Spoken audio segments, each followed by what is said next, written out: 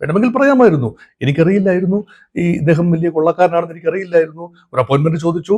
അപ്പം പലരും ചോദിച്ചു, കൂട്ടത്തിൽ ഒരു ഗ്രൂപ്പായി പോയി, ഞാനും ഉണ്ടായിരുന്നു, ഉണ്ണികൃഷ്ണൻ പോറ്റിയും ഉണ്ടായിരുന്നു, ഞങ്ങൾ കണ്ടു, അവിടെ പടമെടുത്തു, അങ്ങനെ തീരുമായിരുന്നു. പക്ഷെ എപ്പോഴും രാഷ്ട്രീയക്കാർ ഈ അളന്നു കുറിച്ച് സംസാരിക്കുന്നതിൽ ഗേമനാണ് പൊതുവെ അടൂർ പ്രകാശ്. പക്ഷേ ഈ അടുത്ത സമയത്ത് ഒന്ന് രണ്ട് പ്രസ്താവനകൾ, തെരഞ്ഞെടുപ്പ് ദിവസം നടത്തിയ ഒരു പ്രസ്താവന ഉൾപ്പെടെ, ശ്രീ ദിലീപിന്റെ വിഷയത്തിൽ നടത്തിയ ദിലീപ് അനുകൂല പ്രസ്താവന ഉൾപ്പെടെ ചെറിയ അലോസരം കോൺഗ്രസിന് ഉണ്ടാക്കി എന്നത് സത്യമാണ്. പക്ഷേ മറിച്ച് നിയമസഭയുടെ അല്ലെങ്കിൽ ഈ സെക്രട്ടേറിയറ്റിന് മുന്നിൽ ഒരു പ്രത്യേക ചടങ്ങ്, ഒരു ആംബുലൻസിന്റെ താക്കോൽ, അല്ലെങ്കിൽ ഈ ശബരിമല റെസ്ക്യൂ വാഹനങ്ങളുടെ താക്കോൽ കൈമാറൽ ചടങ്ങ് നടക്കുമ്പോൾ മുഖ്യമന്ത്രിയോടൊപ്പം ഒരു ഫോട്ടോ ഓപ്പർച്യൂണിറ്റിയിൽ പെട്ടുപോയി, മുഖ്യമന്ത്രിയുടെ മുന്നിൽ കൂടി നടന്നു എന്തോ സംസാരിച്ചു എന്നത് ശരിയാണ്. മുഖ്യമന്ത്രി എത്രയോ പേരുമായിട്ട്, അതിൽ എനിക്ക് ഒരു രീതിയിലും ശ്രീ പിണറായി വിജയനെ കുറ്റപ്പെടുത്താൻ കഴിയുന്നില്ല. കാരണം മുഖ്യമന്ത്രിക്ക് എങ്ങനെ അറിയാൻ പറ്റും ഇങ്ങനെ ഒരു കൊള്ളക്കാരൻ ഉണ്ട് എന്ന്? എങ്ങനെ അറിയാൻ പറ്റും?